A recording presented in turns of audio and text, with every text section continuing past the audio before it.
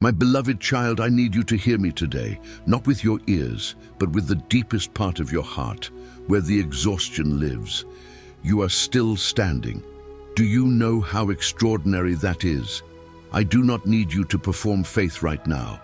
I do not need you to manufacture a smile or force yourself to say, I am fine, when you are not. What I need, what I have brought you to this specific moment to receive, is the truth that will change the way you see everything that has happened to you in this season. You are in the hardest part. You know it. You feel it in your body when you wake up in the morning and the weight settles back onto your chest before you have taken your first breath. You feel it when you bow your head to pray and the words come slowly, or sometimes not at all, because you have said them so many times and the situation has not moved. You feel it in the quiet moments when you let yourself think about how long it has been and how different you expected your life to look by now. And in the middle of that, in the middle of the waiting and the silence and the unanswered prayer and the exhaustion, a question has been building inside you. A question you may be afraid to say out loud. A question that the enemy has been whispering with increasing boldness as the days have turned into months and the months have stretched into what feels like forever. Has God forgotten me? My beloved, I brought you to this message today to answer that question. Not with comfort, not with pleasant words designed to make you feel better for an hour and then fade. I brought you here to answer it with the truth, the unshakable, eternal, heaven-established truth about who you are, what this season is, and what is about to happen. Stay with me until the very end, because what I have to say to you last will be the part that changes everything. Before we go any further, if this message is already touching the place you were hoping God would reach today, I want you to type, "My promise is still alive" in the comments right now. That is not just words. That is a declaration of faith, and heaven hears it. And if you have not subscribed yet, do it right now and turn on the notification bell, because what is being built here is a place where God's messages find the people who need them most. You need to be here every time He speaks. Now, let me tell you what I see. From where you are standing, this season looks like abandonment. I understand that. From inside a storm, it is almost impossible to see the hand of the one who holds the storm. From inside the waiting, it is almost impossible to believe that the waiting has a purpose. From inside the silence, it feels like the silence is the answer. But I am not silent. I am working. There is something I need you to understand about the way I move, something that the human mind, bound as it is by time and by what the eye can see, cannot fully comprehend without revelation. When I am doing my deepest work in a person's life, it is rarely visible from the outside. In fact, the moments when I appear most absent are often the moments when I am most present, most active, most intentional. What you call delay, I call preparation. As it is written in Isaiah 43:2, "When you pass through the waters, I will be with you, and through the rivers, they shall not overflow you. When you walk through the fire, you shall not be burned, and the flame shall not consume you." Isaiah 43:2. Do you see what that verse does not say? It does not say if. It says when. I do not promise you the absence of deep waters. I promise you my presence in them. I do not promise you a path that never leads through fire. I promise you that the fire will not consume you. Because I am with you in the fire. I am with you in the river. I have been with you in every moment of this season that you thought you were walking alone. You were never alone, not for a single hour of this. Before we continue, I want you to hear something important, something that was selected specifically for where you are right now. You received a promise, and you have been holding it longer than you thought you would have to. Long enough to start wondering if you misheard. Long enough for the enemy to start using the delay as evidence against God's faithfulness. But hear this, the delay is not a denial. It is positioning. The turn of the chosen shows you exactly how God uses 7 days to reverse the weight and step your life into the fulfillment He already set in motion. The link is pinned in the first comment. Comment, "My promise is still alive," and hold that promise with both hands today. Now let me take you somewhere. Let me take you to a young man named Joseph. He was 17 years old when he received a dream that came directly from me. A dream so clear, so specific, so breathtaking in its scope that it was unmistakable.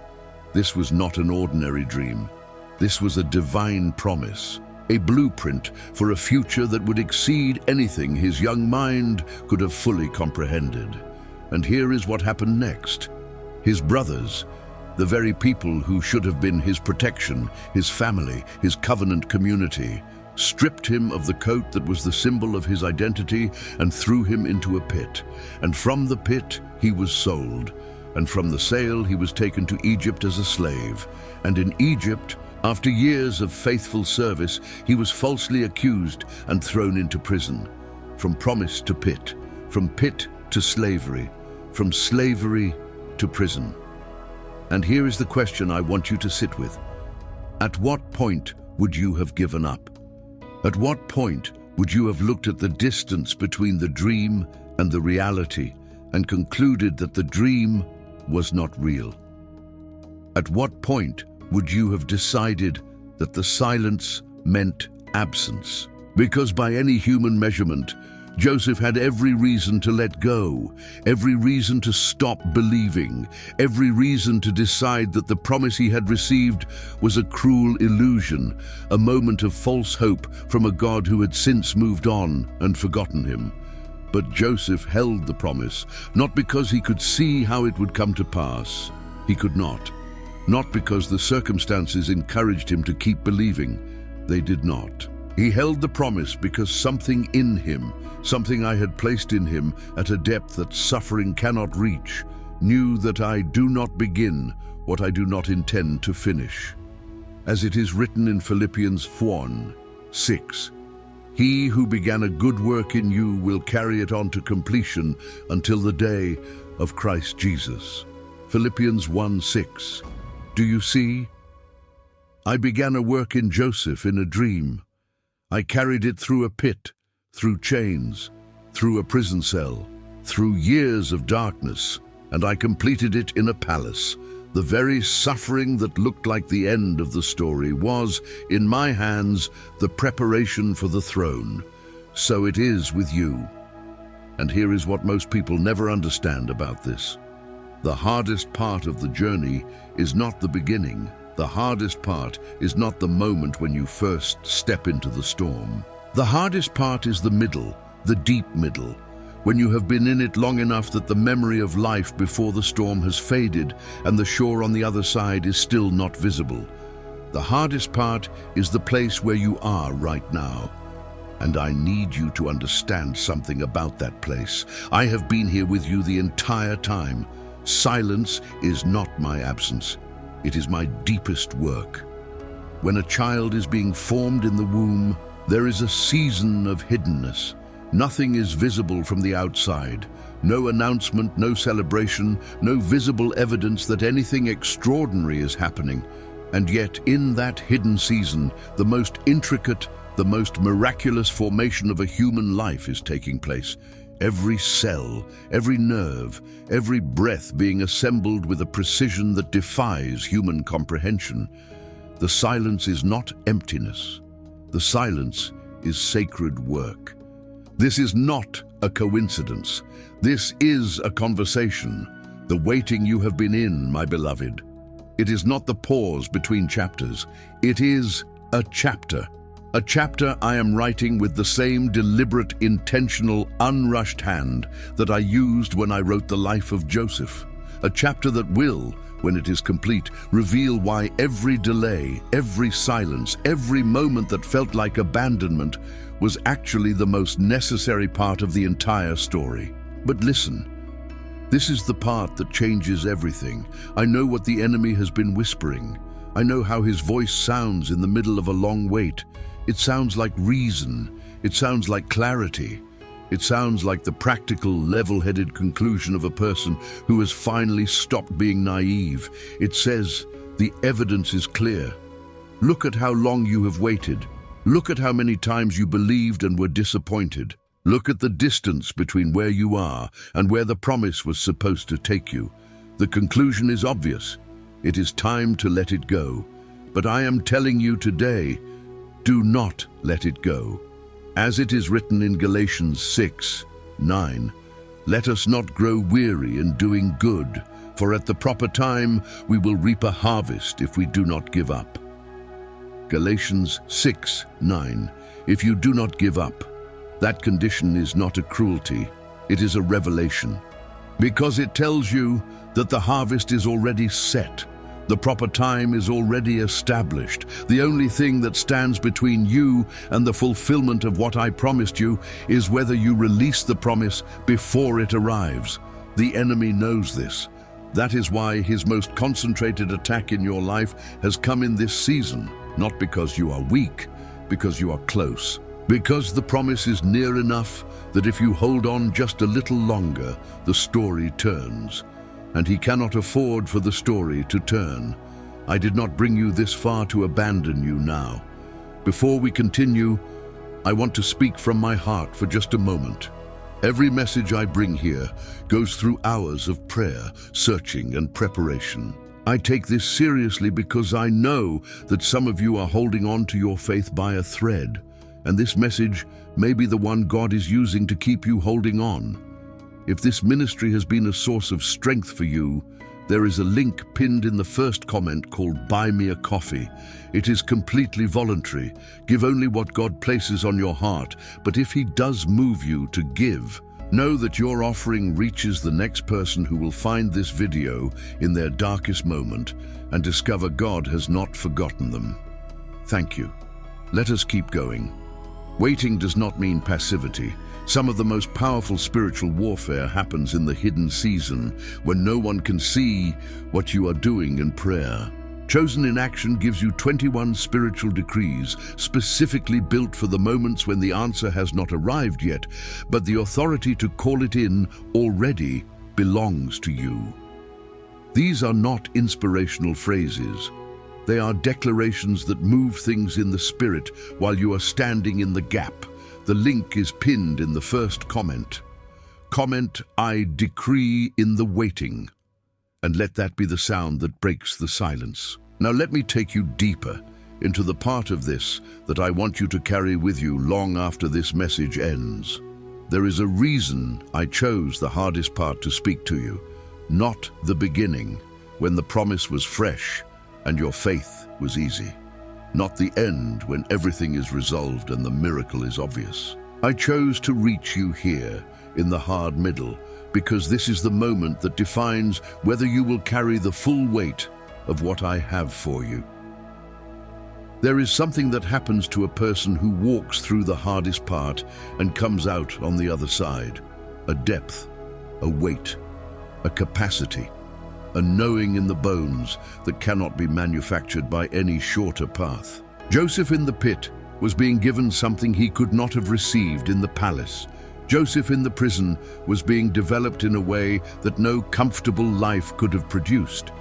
Because when I finally placed him before Pharaoh, before the most powerful man in the world, he was not just a dreamer, he was a man who had been forged. I am forging you. And I know that word may feel hard right now, because forging involves fire, and you have been in the fire long enough that you are exhausted by the heat. But hear me, my beloved.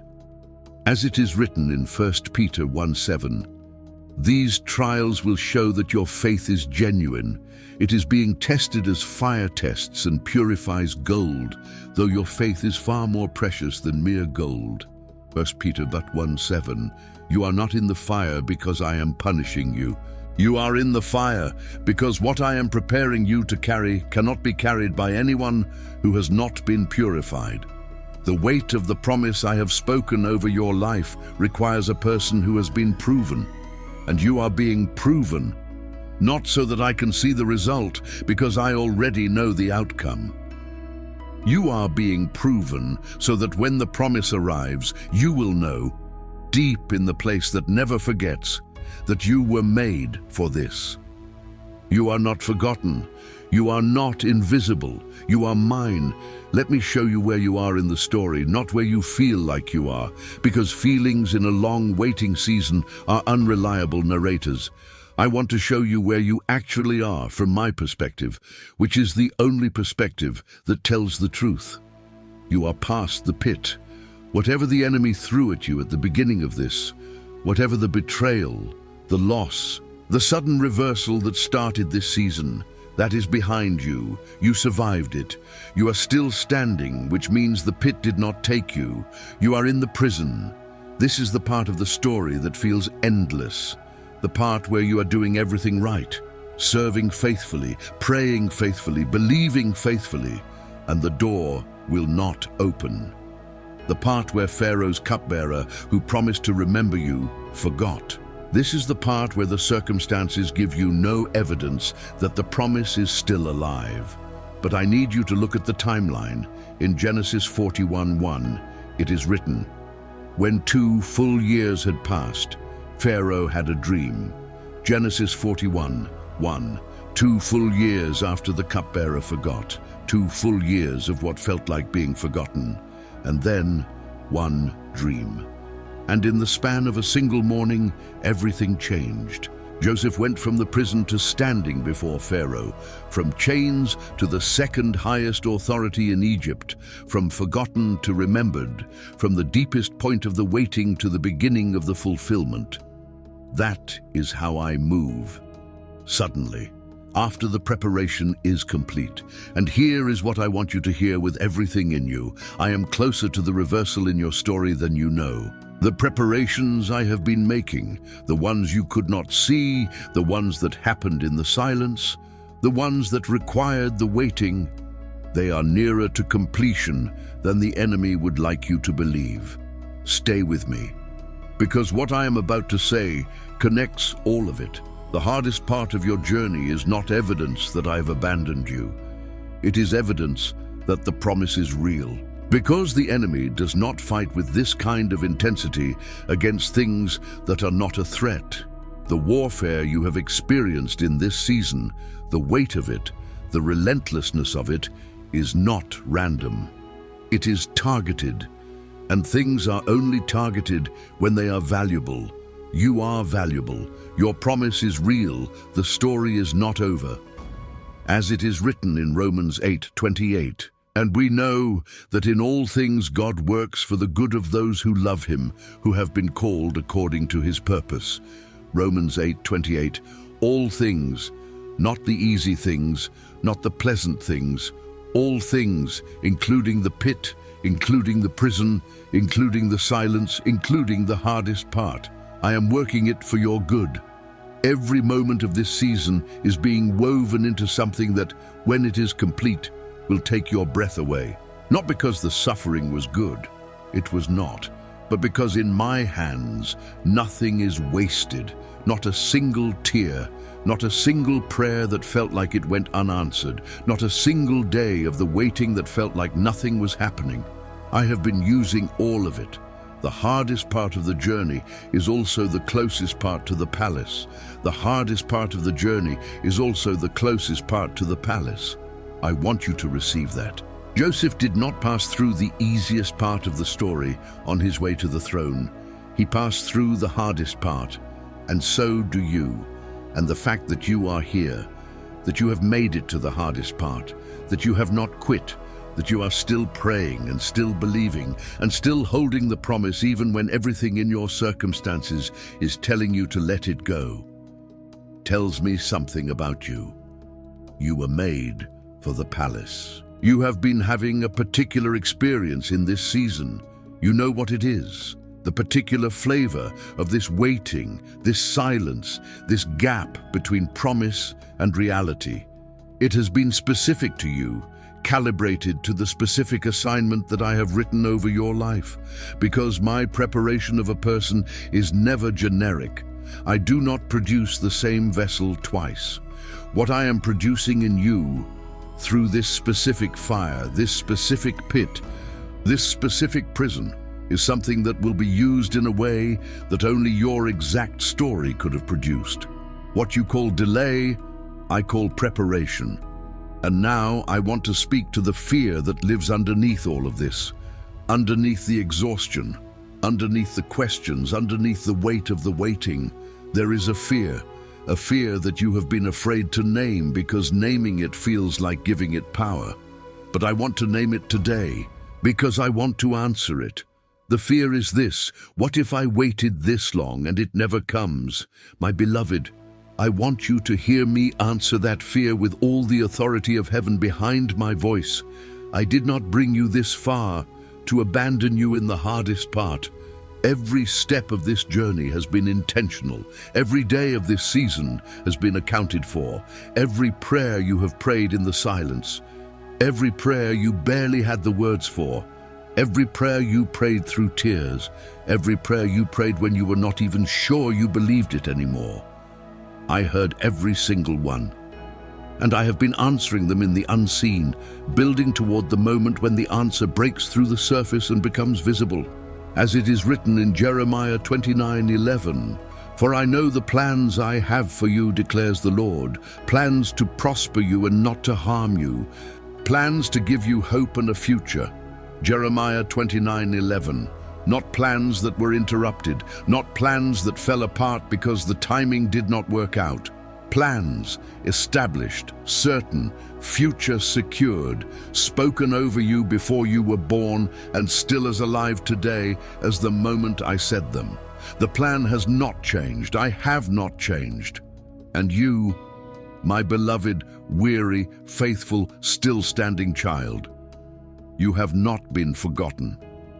Right now, I want to make sure you have access to the right tools for this season, because fighting in a hidden season requires specific weapons. The hardest part of a waiting season is not knowing what to do with the time. Sitting still feels passive. Pushing forward feels presumptuous. And the silence from heaven in the middle of that can feel like abandonment. The turn of the chosen shows you what God is doing in the hidden season and how He uses it to reverse everything that was against you. And chosen in action gives you 21 decrees to speak over your life while you wait, so the waiting itself becomes an act of warfare. Both are pinned in the first comment. The waiting season does not have to be a silent one. Now I want to bring you to the most important moment of this message, the moment I have been building toward since the first word. This is not a moment for more information. This is a moment for a decision. You have been in the hardest part of the journey, and you have two choices, the same two choices that Joseph had in the prison, that every person I have ever used in extraordinary ways has faced in their hidden season. You can release the promise, or you can hold it. Releasing the promise looks like relief at first.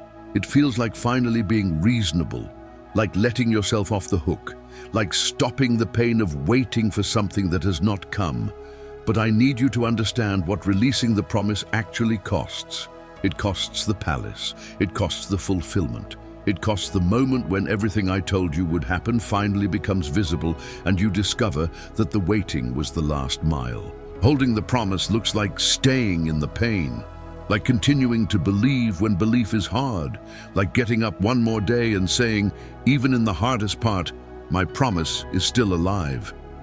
But what holding the promise produces on the other side of the wait is a life that testifies, a life that becomes the proof that I am faithful, a life that reaches the people who are sitting where you sat, in the hardest part, in the longest wait, in the deepest silence, and gives them a reason to hold on. Your story is not just for you, it never was. The reason I have been preparing you in this specific way, through this specific fire, for this specific season, it is not only for what I am going to give you, it is for who you are going to reach when you have it, the person you will be when you come out of this. The weight, the depth, the authority in your voice when you speak about the faithfulness of God. That person will change lives that I cannot reach through anyone else. You are not just being prepared for a blessing. You are being prepared for an assignment.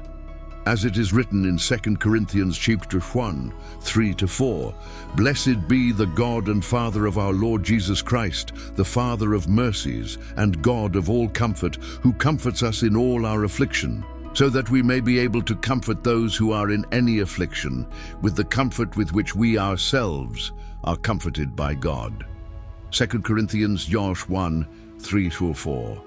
The comfort you are receiving in this hardest part of your journey, you will give it away. And the people who receive it from you will hold on because of what I did in you in this season. Hold on. I have never let you go, not once, not even in the silence. You are not forgotten. You are not invisible. You are mine. Let me tell you what comes next, because there is a part of this that I want you to carry into every day between now and the moment the promise arrives. Every morning when you wake up and the weight is still there, say it, "My promise is still alive." Not because the circumstances have changed, not because you can see the palace from where you are standing, but because I said it. And what I say is more permanent than anything you can see or feel or measure by human standards. Every evening when you lay down and the day has brought no visible movement, say it, "My promise is still alive." Because promises from my mouth do not expire. As it is written in Numbers 23:19, "God is not human, that he should lie, not a human being, that he should change his mind. Does he speak and then not act? Does he promise and not fulfill?" Numbers 23:19. I do not change my mind. I do not say things and then abandon them. Every word I have spoken over your life is still in motion, still building, still working toward the moment it breaks through. And that moment is coming. I am not telling you to hope for it. I am telling you it is written, it is established. The Joseph who sat in prison could not have imagined the morning when Pharaoh's servant came to the cell door and said, "It is time." But it came. It always comes. Your morning is coming. Do not let the enemy convince you that the length of the wait is evidence of the absence of the promise. He has no authority to tell you what the wait means. Only I do. And I am telling you today, with the same voice that called the universe into existence, with the same authority that parted the Red Sea, with the same love that sent my Son for you before you ever drew your first breath, the wait has a purpose. The hardest part has a purpose, and the purpose is not punishment. The purpose is the palace. You are not forgotten. You are not invisible. You are mine. This message did not find you by accident. Nothing about your life is an accident in my hands. You were never waiting for me to find you. I found you before you were born. I knew your name before your parents spoke it. I wrote your story before a single page of it had been lived. And I did not write a story that ends in the pit. I did not write a story that ends in the prison. I wrote a story, your story, that ends in the palace. And every chapter between the promise and the fulfillment, including the hardest one, was always part of how we get there. So here is what I'm asking of you now, not as a demand, but as an invitation from a Father who has never taken his eyes off of you. Hold on. Hold the promise. Speak it over yourself when you do not feel it. Declare it when the circumstances argue against it. Type it in the comments today. My promise is still alive. Because that declaration is an act of war against every voice that has been telling you to let go. I brought you to this message today. I brought you to this specific moment, this specific word, this specific truth, because you needed to hear it more than you needed anything else right now. And I am here to tell you, I did not bring you this far to abandon you in the hardest part. The hardest part is also the nearest part to the fulfillment. Hold on, the morning is coming, and when it comes, you will know, in the place that never forgets, that not a single moment of the waiting was wasted. That I was working in the silence, that the preparation was worth the price. You have not been forgotten, you have been prepared. and what is coming will make the waiting make sense. Now, let me make sure you leave this message equipped. You received a promise, and you have been holding it longer than you thought you would have to. Long enough to start wondering if you misheard. Long enough for the enemy to start using the delay as evidence against God's faithfulness. But hear this, the delay is not a denial, it is positioning. The turn of the chosen shows you exactly how God uses 7 days to reverse the weight and step your life into the fulfillment He already set in motion. The link is pinned in the first comment. Comment, "My promise is still alive," and hold that promise with both hands today. Type those words right now. "My promise is still alive." That is your declaration of faith, spoken over your own life, heard in heaven. Subscribe to this channel, turn on the notification bell, and share this message with the person in your life who needs to hear it today. You may be the instrument I use to reach the next person who is still in the waiting, still holding on, still wondering if the promise is real. Share it, because I have not forgotten them either. You are chosen, and chosen people do not walk this path alone.